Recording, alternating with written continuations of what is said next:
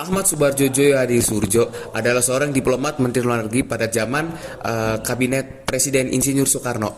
Ia dilantik sebagai Menteri Luar Negeri dan sebagai perumus teks naskah proklamasi yang dibacakan pada tahun 1945. Beliau sendiri juga adalah diplomat yang berkontribusi besar pada sidang-sidang PBB dunia, dan beliau juga yang memberitakan berita proklamasi Indonesia ke kancah dunia internasional.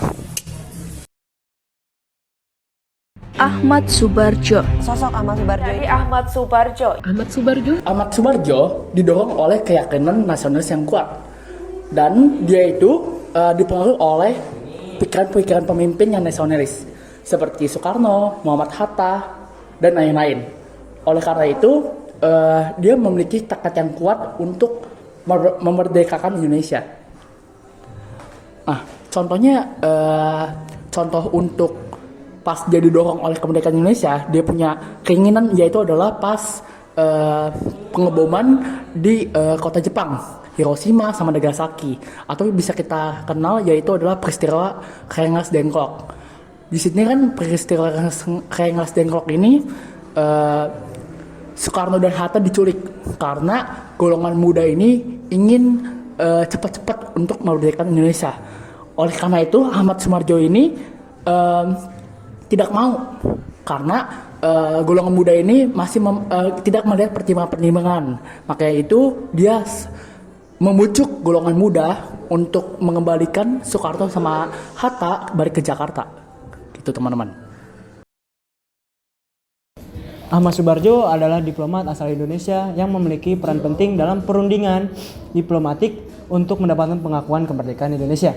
Namun, perannya dalam kemerdekaan Indonesia 1945 tidaklah langsung. Ia lebih dikenal karena peranannya mendiplomasi pasca proklamasi, terutama dalam mendapatkan pengakuan internasional bagi kemerdekaan Indonesia. Ahmad Subarjo memiliki banyak sekali peranan dalam proklamasi, yang salah satunya pada peristiwa Rengas Dengklok. Beliau yang menjembatani perbedaan pendapat antara golongan tua dan golongan muda. Selain itu, Ahmad Subarjo juga yang membebaskan Soekarno dan Hatta dari golongan muda dan membawa kembali ke Jakarta. Dan tidak hanya itu, Ahmad Subarjo juga memiliki peranan dalam perumusan naskah proklamasi. Ia yang menyediakan kediamannya untuk menjadi tempat bertukar pendapat para golongan muda dan golongan tua. Ia juga memberikan gagasannya untuk naskah proklamasi. Oke, sekarang kita masuk ke apa aja sih hambatan ketika si Ahmad Subarjo ini memperjuangkan proklamasi. Hambatan Ahmad Subarjo dalam proklamasi Indonesia adalah tekanan politik dari Belanda yang ingin mempertahankan koloninya. Karena si Ahmad Subarjo ini berasal dari golongan tua ya. Meskipun Subarjo ini sebagai anggota PPKI atau Panitia Persiapan Kemerdekaan Indonesia yang bersikeras untuk mendeklarasikan kemerdekaan, namun ada ketidakpastian di kalangan pemimpin politik Indonesia terkait risiko konflik bersenjata dengan Belanda.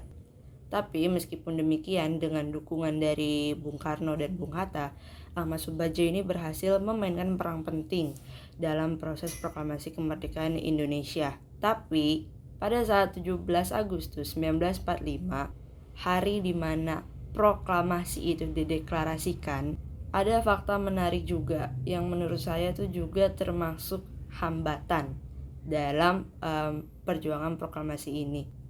Ahmad Subarjo sebagai mediator Rengas Dengklok dan penyusun teks proklamasi tersebut malah tidak hadir pada tanggal 17 Agustus 1945. Kenapa? Jawabannya cukup mencegangkan. Alih-alih menghadiri, beliau memutuskan untuk tidur di rumahnya karena faktor kelelahan. Faktor kelelahan ini membuat beliau tidak sanggup lagi mengikuti proses proklamasi tersebut.